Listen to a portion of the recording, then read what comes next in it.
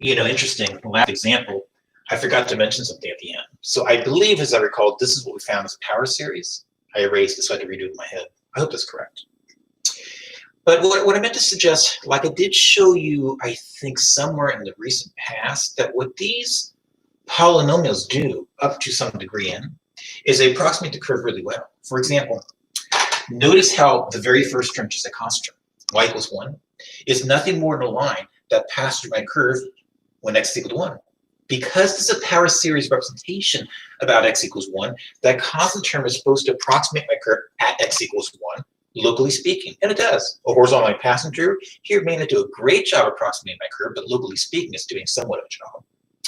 Now take a peek. Oh, by the way, I might refer to just a constant term there as nothing more than my Taylor polynomial of degree 0 as a function of x. It's a 0th degree polynomial, constant term.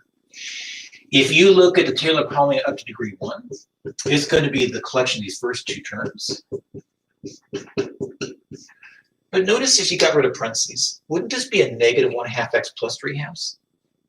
But that would just be the tangent line to the curve at x equals 1. And if you look at the collection of the first three terms, that is to say, the 2nd degree Taylor polynomial, that would be the constant term plus the linear term, plus the quadratic term, which would be something that I have no idea what it is. So when n is equal to 2, so a negative 1/8 x minus 1 squared. Now that t sub 2 is nothing more than the 2nd degree Taylor polynomial approximating this curve at the point 1, 1. It'll actually touch the curve at 1, 1, unless of course I made a mistake. But it will be the best fitting polynomial to my curve at x equals x of 1.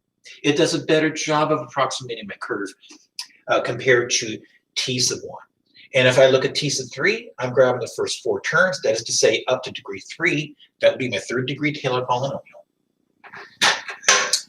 So let me go ahead and modify my question.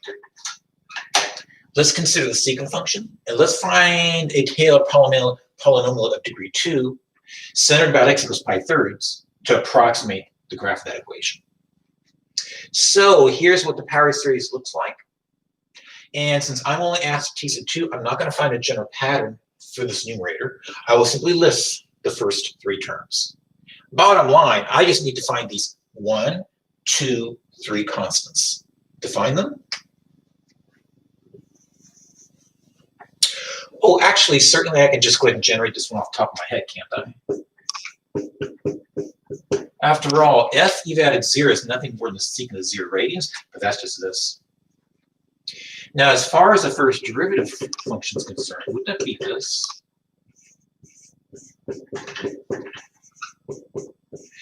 And, sorry, it's too low, my goodness. And is it not true that f prime of pi/3 is really equal to the secant of pi/3? Would that be 2? Times the tangent of pi/3, that's √3. So it looks to me like my second term has this as coefficient divided by 1 factorial, which is just 1, times this linear expression. And I think to generate f double prime of 1, well, here's f double prime of x.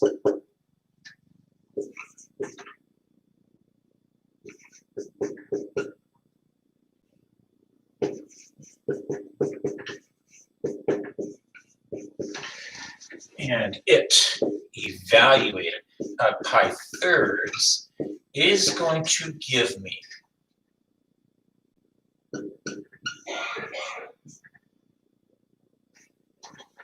my goodness.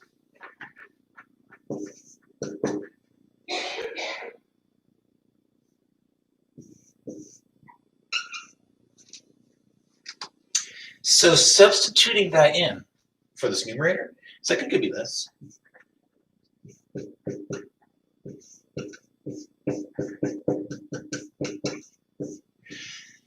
Now, I am being careful with my ink pen.